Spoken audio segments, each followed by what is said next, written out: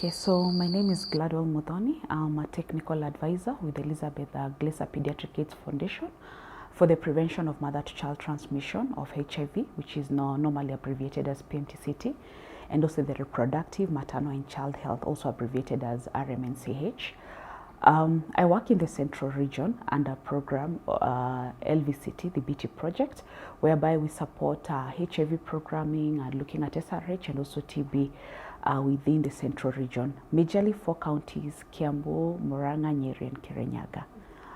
So the prevention of mother-to-child transmission, this is basically whereby we support our women who are HIV positive to make sure that they get HIV negative children along the cascade of care, right from their antenatal care all the way to the time they are going through the delivery, and also the breastfeeding or the postnatal period.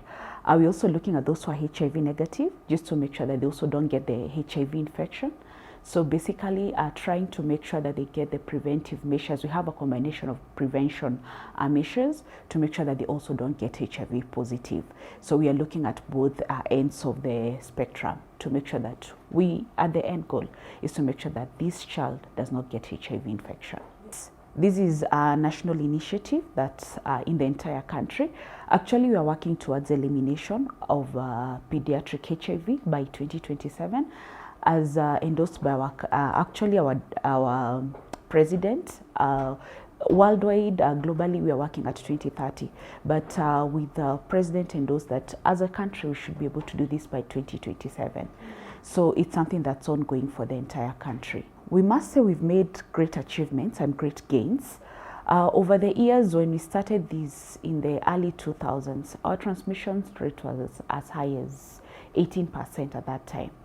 And currently we're at 8.7% as a country, and you're still moving. You'll realize that we've had counties that have already got into elimination. An example of Siaya and Migori County, and these are counties that are actually high burden counties when we look at the prevalence of HIV. So yes, we're on the right track and we're hoping to get to elimination. And our target is actually getting to less than 5% transmission rates. The workshop was actually about African Workshop. It's an inaugural one. And we're looking at HIV and women. Reason being, if you look at the prevalence for HIV, the prevalence for women is always higher compared to men. Currently, as a country, our prevalence is at 3.7%. And if you look at women, women are at 5.3% compared to their male counterparts at 2.6%. So the transmissions are higher among women. And that's why we need to focus more on women, and also considering that they're the same people who carry pregnancies, and the transmissions to the children are basically high because of the women who carry these pregnancies. So that's why we need to get that attention to these women, just trying to focus on what can be done to make sure that we reduce the infection rates among the women, and also not reducing the infections among the children. So it's not like the men have been left out, but it's because the prevalence is higher amongst women, and that's why there's more attention towards them. I must say it was a very interesting workshop. Interesting because it covered so many aspects about a woman in general. So we looked at our HIV prevention in itself. How do we make sure that women don't get HIV? Different combination prevention methods, such as the newest in town, if I may call that, that is the pre-exposure prophylaxis. That's coded as PrEP. The pre-exposure prophylaxis, this helps reduce the infections amongst women. Even if they engage with somebody who is HIV positive, then they get to make sure that they don't get the infections for themselves. So you also looked at care and treatment for this woman who is already HIV positive. What is it that we are offering her in terms of her treatment, in terms of care and support? How are we able to follow her through the cascade? Remember that HIV treatment is lifelong. So it's not a one-off. She has to take her treatment from the time she's diagnosed all the way until the end. We also looked at interesting things to do with other comorbidities. And here we're talking about cervical cancer, because one of the key things, like cervical cancer, is one of the killer diseases for our women across board. And those who are HIV positive now, the prevalence is even higher for getting cervical cancer. So we looked at modes of screening and also treatment for these women. Far and beyond, we looked at things to do with mental health. it's become very important to discuss matters mental health, and especially after COVID, we realized that we have so many issues of mental health that have never been addressed before. So for the HIV positive woman, it's even higher, because even as the conference looked at HIV, we're also looking at ending HIV-related stigma, because HIV comes with a lot of stigma in itself. So how are we able to end the stigma for these women? So we also looked at that in terms of the NCDs, that's the non-communicable diseases.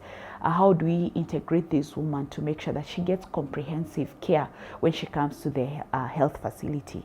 And interestingly, we also discussed about things to do with like menopause. These are discussions that have never been had before. So what is it about a woman going through menopause? What are the pros and cons? What does she go through it? So we looked at it in terms of the priorities and also the challenges that come with this phase in her life. So we had quite a number of discussions. We also looked at abstracts. People have been writing researches. So what is it that people are discovering? And we had the new researchers, the new people who are writing researches, the students. And also we looked at people getting mentors from these conferences. It was a mix of a lot of expertise. So we had men and women who've been in the field for so long. We had experts. These are patients who've been taking their medication, both old and young women. We had even the adolescent girls giving their stories. So it was quite a very interactive section, whereby we got to learn quite a lot and looking at different strategies and even male involvement. How do we engage our men when it comes to the HIV management for these women? What is it that is expected of them? So there was quite a lot of discussions in those 2 days, just looking through at the entire cascade, the entire management of this HIV positive woman. In as much as it was an African conference, it was open for many people. People from all over the world actually came in to just have the discussions, because in as much as you're looking at Africa, there are many strategies that have been tried out there. And remember our guiding principle, we work normally through the WHO, the World Health Organization. So whatever we're implementing is basically under the guidelines of WHO, which are practiced all over the world. So we got to learn from other countries as well. And if you looked at the researches, they would compare what was happening in the UK, what was happening in Asia, in Kenya, in Africa at large. And then what is it that would be able to compare and take home? So the strategies were not only what was happening in Kenya, but in Africa and the whole world as at large. So it was just about comparisons, looking at what strategies have worked. Because as we look at African women, there are things that we may say they're not working in Africa or in Kenya, but they've worked elsewhere in Asia. So what is it that we can take from Asia and you're able to practice it here in Kenya that would make a difference for our women? And like I said, we're looking at elimination by 2030. For our country, it's 2027. So we have a very short span of time, and just to make sure that we get to that elimination, or rather to end pediatric, and not just pediatric, but AIDS in general for the country. So when you're talking about prevalence, you're looking at, they were looking at the new infections. We're looking at the cases that we have. If you look at the new infections currently, even for the country, the numbers have really gone down from hundreds of thousands. From 2013, we had over 100,000 to the latest new infections at 22,000. If you look at that, from these numbers, most of these infections are coming from women and not from men. So we look at it in terms of statistically, if you have like the 22,000, who forms the majority of these? If you look at the number of people who are taking, or rather who are HIV positive in the country, we have about 1.4 million. From the 1.4 million, how many women form this population? It's about 890,000, almost 900,000. Then we have about 450 men, and the rest are children. So basically we are talking about the huge numbers in terms of those who are HIV positive, those who are accessing treatment, and currently still those who are getting HIV positive, that is the new infections. So if you look at it in terms of women, why women? Basically, we look at it in terms of biological factors or biological makeup that exposes us, or rather predisposes us to getting the HIV infections. We're also looking at our culture, the way we are cultured as women.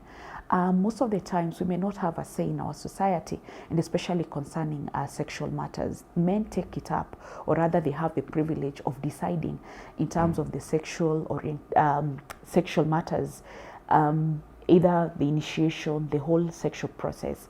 You find that women tend to be quiet and men tend to take it up. And because of the way we are cultured, a woman not having a say, that means a man can decide whether to use prevention measures, just like condoms. They may decide not to use them. When you talk about PrEP, just taking the pre-exposure prophylaxis, a man may decide they're not going to take it.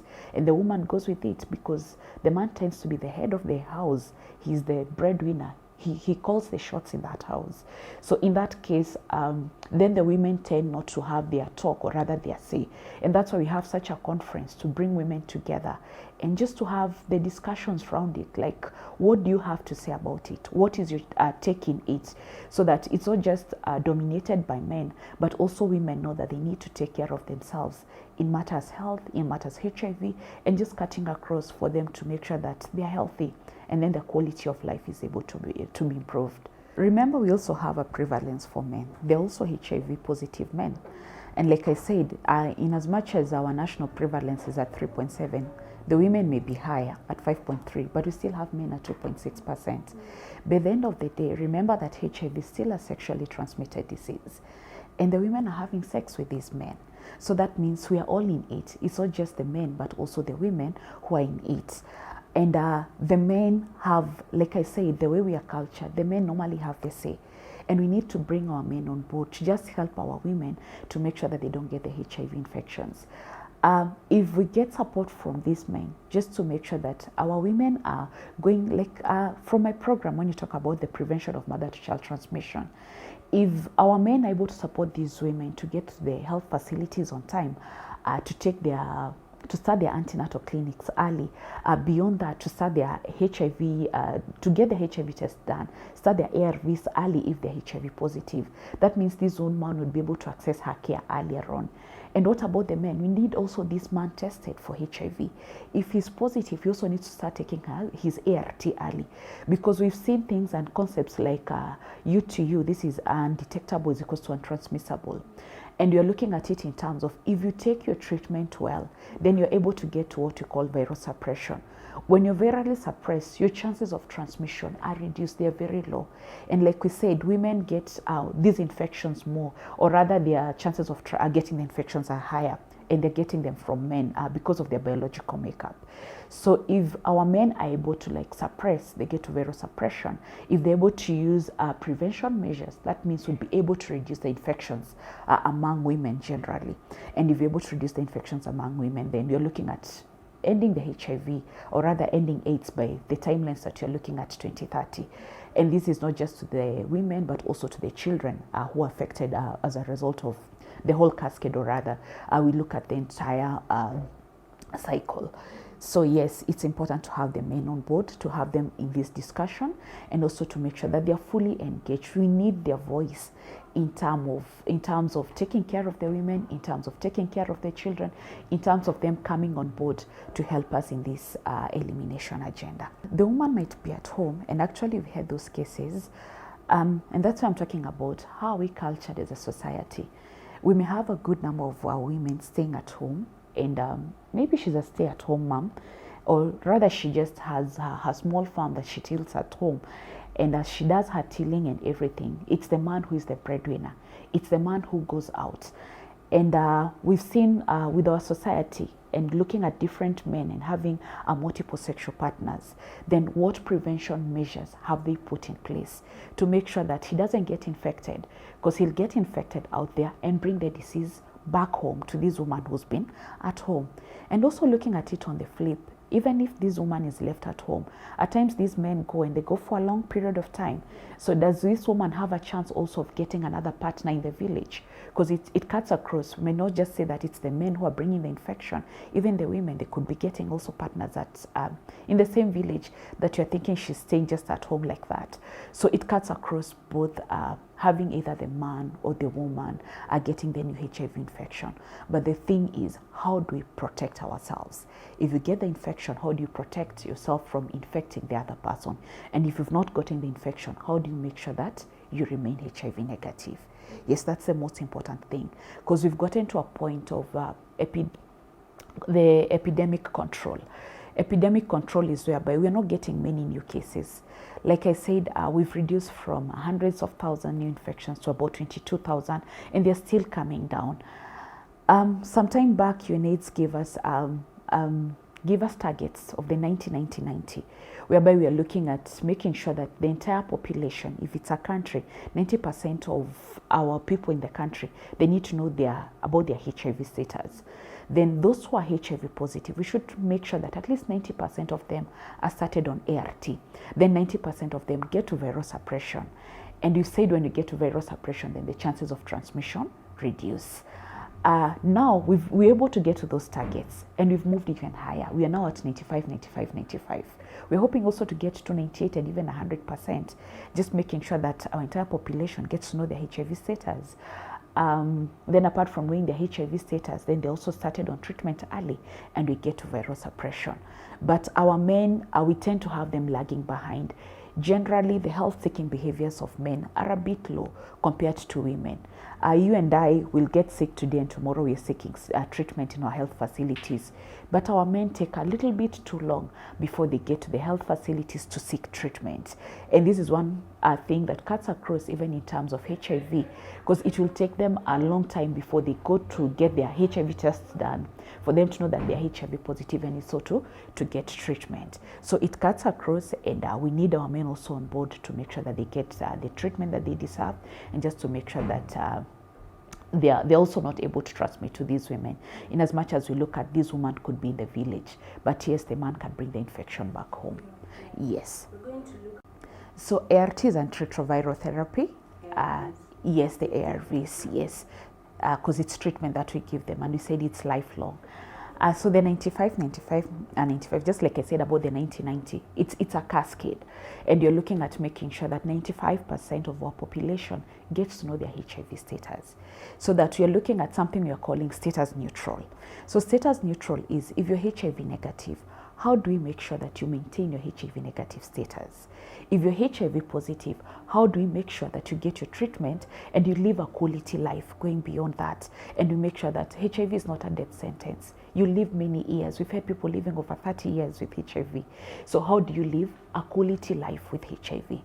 Then the second 95 is for those who already are HIV positive, then how do we get them on treatment? And you want to make sure that at least 95% of these people get to start their treatment. And this is what we are calling the retroviral therapy, the ART, or better still, we call them the ARVs, the drugs themselves. If we start them on treatment, that means, and if they're able to adhere to their treatment, they're able to take their treatment well, it gets us to the third 95, and this is viral suppression. And as we look at viral suppression, we're also looking at retention into care and treatment.